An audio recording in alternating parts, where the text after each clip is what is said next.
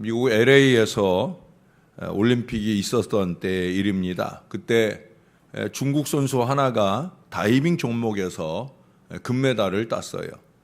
아시아권에서 이 단거리, 이 육상 종목이나 또 수영 종목에서 금메달을 딴 것은 그때가 처음이랍니다. 그 이후에 우리 박태환 선수도 금메달을 따기도 하고 중국의 순양 선수나 이렇게 금메달을 따는 사람들이 많지만 즉 그때만 해도 이 수영 선수가, 그것도 여자 선수가 금메달을 딴 것은 처음이라는 거예요.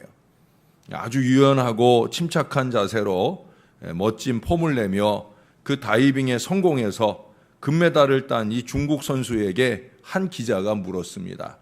당신은 서양 선수들과 비교할 때 왜소한 체격을 가졌음에도 불구하고 그들을 뛰어넘어 그렇게 유연한 몸동작, 침착한 자세, 전혀 두려움이 없이 멋지고 놀라운 모습으로 다이빙을 성공할 수 있었는데 도대체 그 비결이 무엇입니까? 라고 물었어요. 그때 그녀가 아주 흥미있는 대답을 합니다. 어머니 때문입니다. 라는 대답이었어요. 그러자 기자가 다시 물었겠죠. 어머니 때문이라니요? 무슨 사연이라도 있나 싶어서 물은 질문일 거예요. 그때 그녀가 이런 대답을 시작합니다.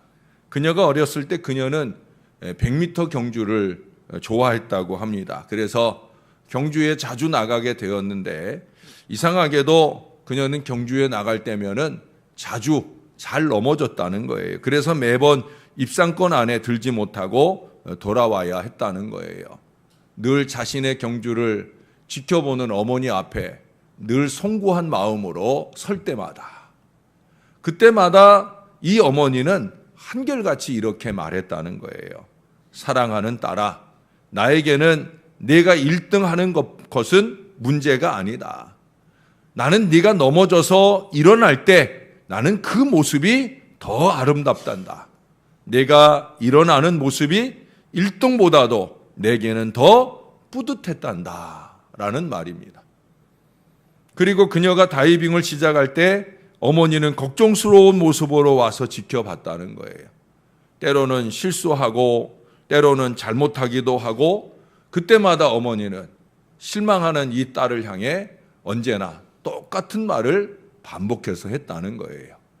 제가 어제 저녁에 설교 시간에 말씀드렸던 것처럼 이 어머니가 바라는 딸의 모습은 넘버원, 1등이 아니었다는 거죠. only one, 어머니의 딸로서의 오직 하나 있는 그 딸을 바라보는 그 어머니의 마음을 표현해 준 거예요. 1등은 문제가 아니다. 나는 내가 운동하는 그 모습 그 자체가 나에겐 기쁨이다. 너를 보는 것이 내게 기쁨이야. 너를 보는 것이 이 애미의 행복이야. 그녀는 다이빙의 그 스탠드에 설 때마다 그 어머니를 떠올리는 거예요. 그러면 저절로 웃음이 나오고 긴장이 풀어지기 때문에 아주 침착한 모습으로 언제나 경기에 임할 수 있었다는 거예요. 그래서 그녀는 금메달을 딴 비결을 물어볼 때 어머니 때문에라고 말할 수 있었다는 거예요. 내가 1등이기를 바라는 어머니 아니라 요즘에 한심한 어머니들이 그렇잖아요. 그래서 어떤 어머니들은 시험 때가 되면 자식을 교회로 보내지 않아요. 학원으로 보내요. 1등을 바라는 무식한 어머니 때문에. 예? 그거는 건강한 신앙의 어머니가 아니죠. 자식을 하나님의 마음으로 바라보아야 되죠. 그게 뭐예요? only one. 너는 나에게 특별한 하나의 아이야. 나는 너를 그냥 기뻐해. 네가 1등하기 때문에 기쁜 것이 아니라 네가 내 자식이라 기뻐 라고 말하는, 우리는 그런 신앙의 부모가 되어야 된다는 거예요.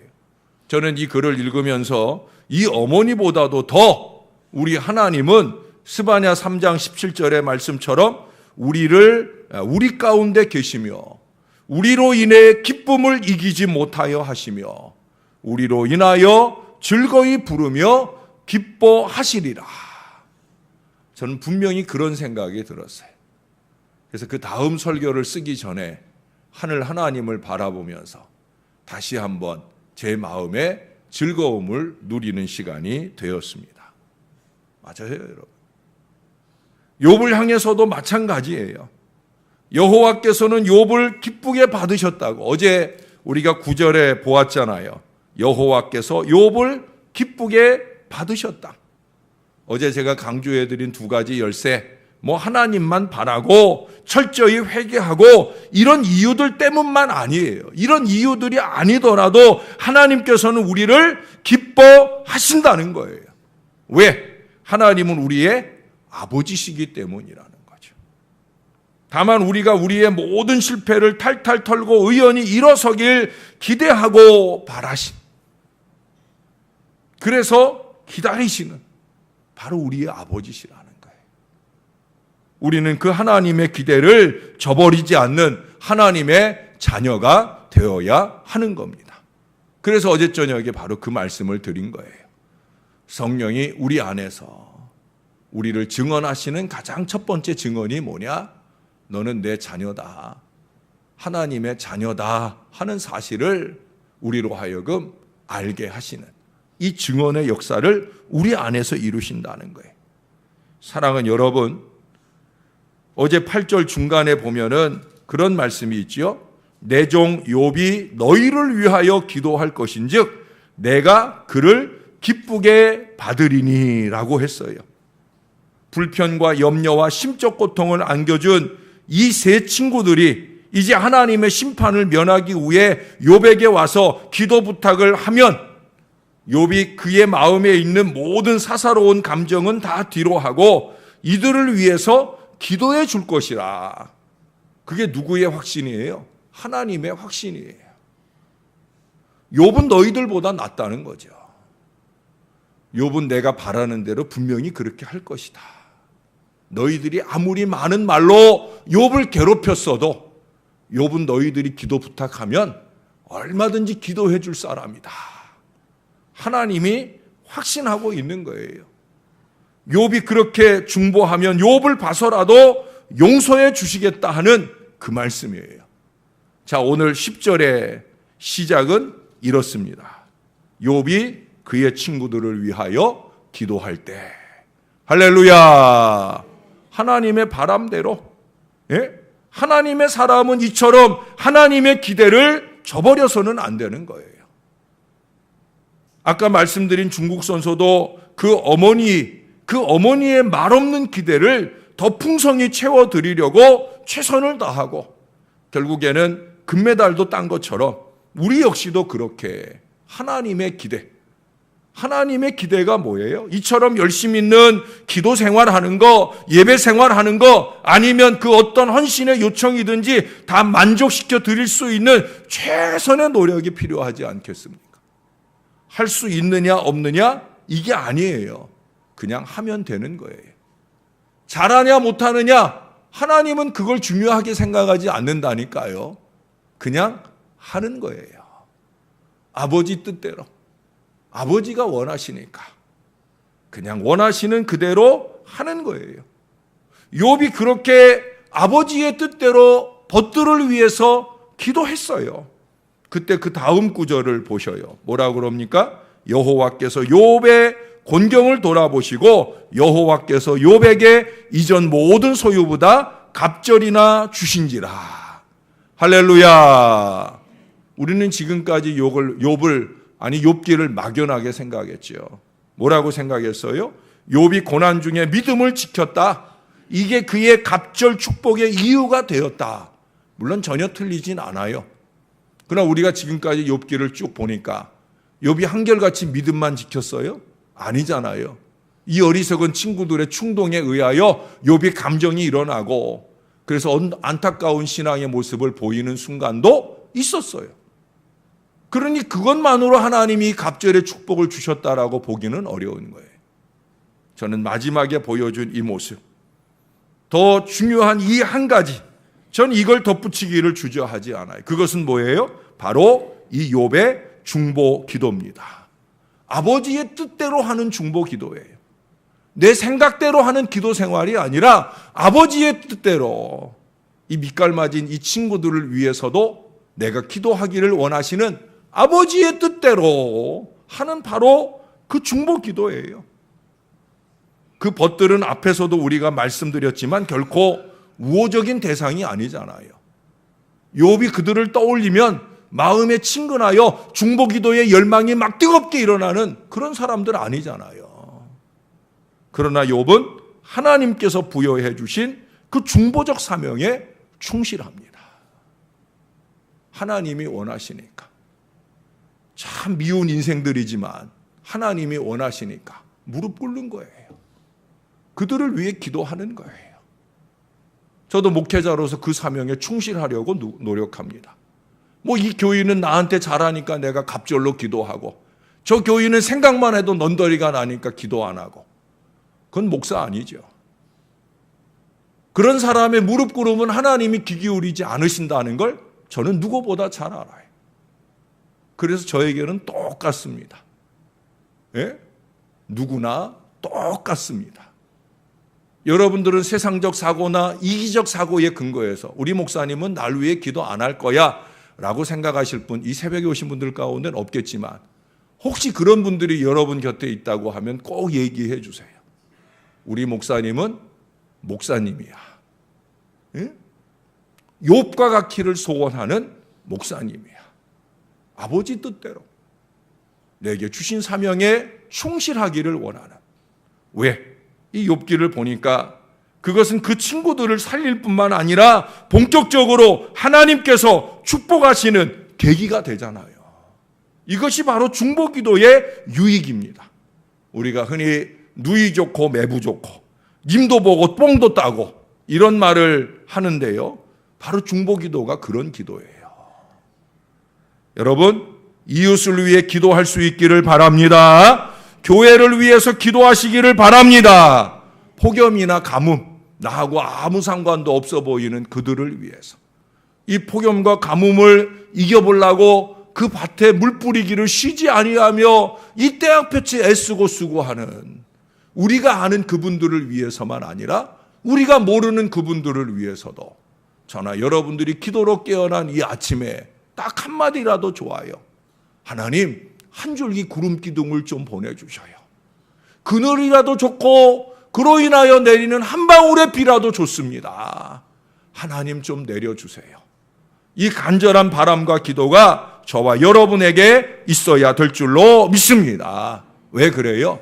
그것은 그들에게만 아니라 내게도 큰 유익이 있기 때문에 그런 거예요. 여러분 12절을 보시면 여호와께서 욥의 말년에 욥에게 처음보다 더 복을 주시니 하면서 거기 그 복의 내용들을 쭉 나열을 해요. 아까 10절에 보니까 그 이전 모든 소유보다 갑절이나 주셨다고 그러는데 여러분 나중에 집에 가서 1장 3절과 비교해 보세요. 1장 3절에 보면 여기 있는 요 내용들이 나오는데 딱 절반이에요.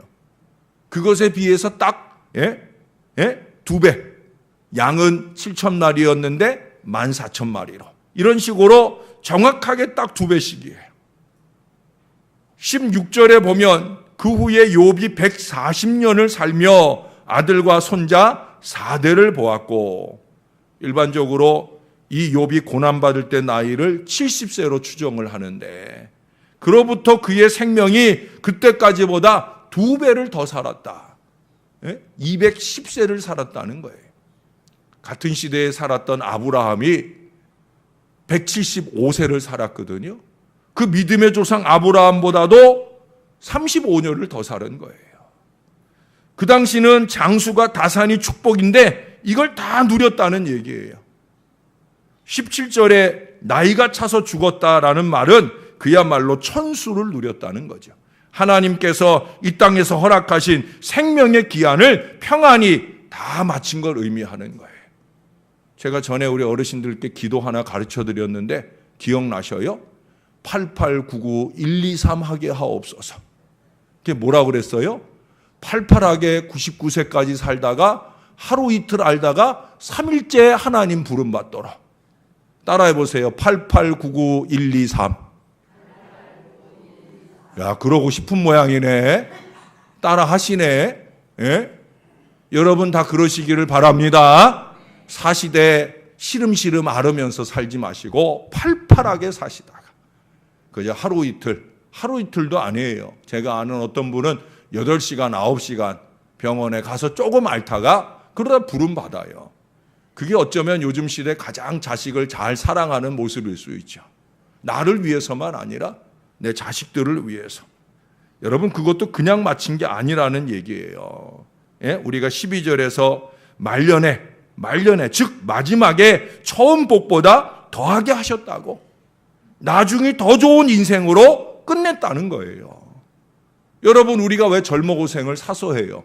바로 이걸 위해서잖아요. 내가 젊어서 좀 고생이 돼도 말년에 잘 끝내보려고. 나중이 좋아야 좋은 거 아니겠습니까? 인생도 그렇고 관계도 마찬가지예요. 처음보다 나중이 더 좋은 사람, 처음보다 나중이 더 좋은 교회, 우리는 그것을 추구할 수 있어야 되는 거예요. 하나님께서 그렇게 해 주시도록 살 수 있어야 된다는 거예요. 술 마시는 사람들 보면 뭐라 그래요? 뒤끝이 좋은 술을 찾잖아요. 아니, 술도 뒤끝 좋은 걸 찾으면서 왜 인생은 뒤끝 좋게 못 사는지. 예?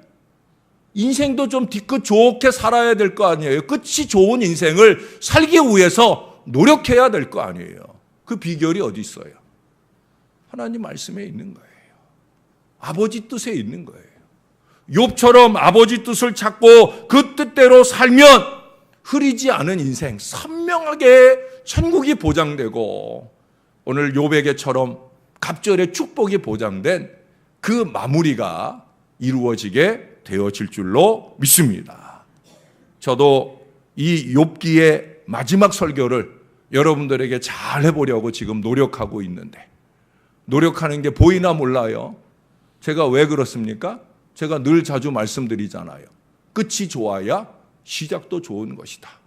잘 끝맺는 사람이 잘 시작하기도 한다.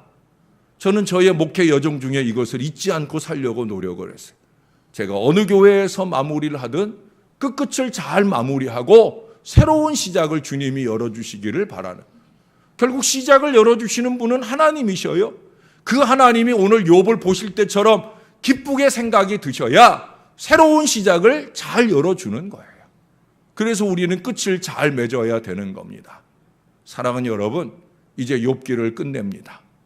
이제 저와 여러분들이 어쩌면 살아온 날들보다 살아야 할 날이 적기에, 아무리 8899로 살아도 살아야 할 날이 더 적기에 이제는 좋은 끝맺음을 위해서 살아야 될 때입니다.